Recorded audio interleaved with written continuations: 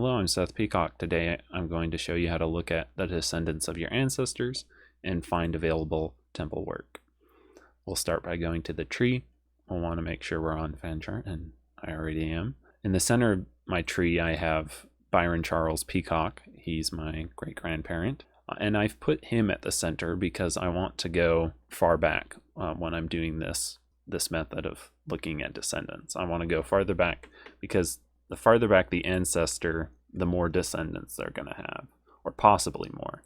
Because if we go sooner, then it's going to be a bit more limited. But if we go to their parent, then that would include that person's descendants and their siblings' descendants. And so we're going to cover a wider array of people if we go back further. So I'm going to start with Benjamin Peacock. I'll open his tree in a new tab. Then we'll want to change it to Descendancy and click on 4 generations. And then now we'll continue to open up the generations and to look at these notifications and see if there's any temple work, and then if it's temple work we'd want to do.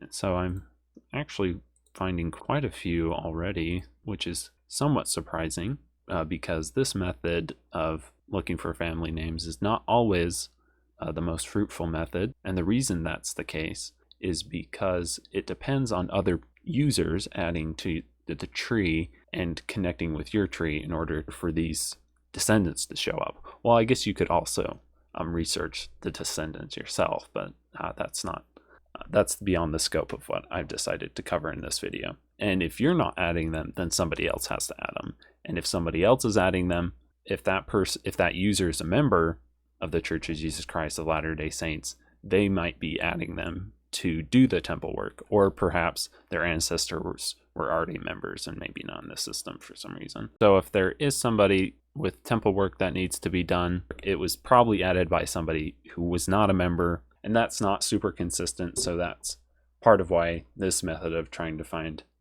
temple names is also not super consistent. But we have found somebody, and once we found somebody, we'll want to look at their information. We'll want to make sure there's not a duplicate.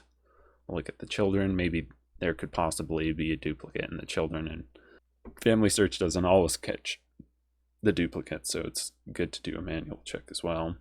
It's also possible that this child died when really young, and in that case we wouldn't need to be doing these ordinances. So that's also something to keep in mind if there's not very much known about the child. I'll take a look at this. The sources, well, this has a census record, so he was at least 19 in 1880. So he was at least an adult. That's a good indication. But you don't always have to do that, but it is helpful to do that. And now, since I've verified the information looks okay, I'll come to the ordinances and I can request. I wanted to make sure to read over this policy, and I'll leave that up for you to do when you're doing this. But to give you a very quick summary, you're not supposed to do Holocaust victims, famous people, and somebody who was born within the last 110 years. And that's something to look out for especially when you're doing this descendancy research, because the farther down the descendants you go, the closer you would get to today, and the higher the likelihood that you would run into somebody that's born within 110 years. So we want to make sure to avoid that when we're looking at the descendants. And now I will go ahead and accept this because I am complying with church policy. This is one of the descendants of my ancestors, and I'm not breaking these other rules.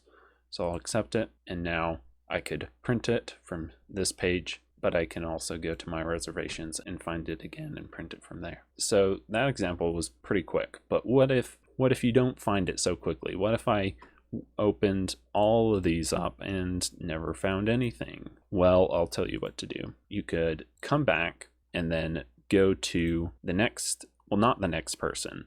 You would skip a person and then go to the person after that. The reason I'm doing that is because the next person would be this person's wife, and so you would end up looking at the same descendants again, unless this wife married twice. But if you skip a person, you'll be looking at some new descendants. There will be some overlap because the two family lines married into each other, but some of the descendants will be different.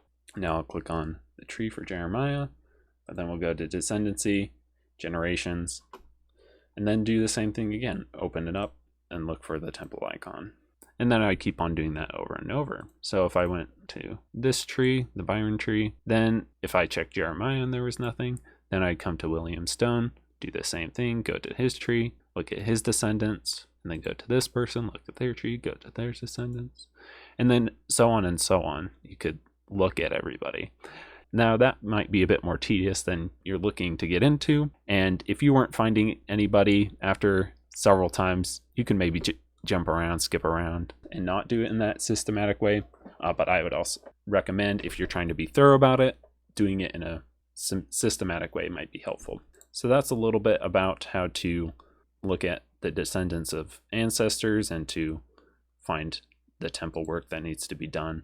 Of course, there are other ways to find those ordinances, but those will be covered in other videos. For now, I wish you good luck and goodbye.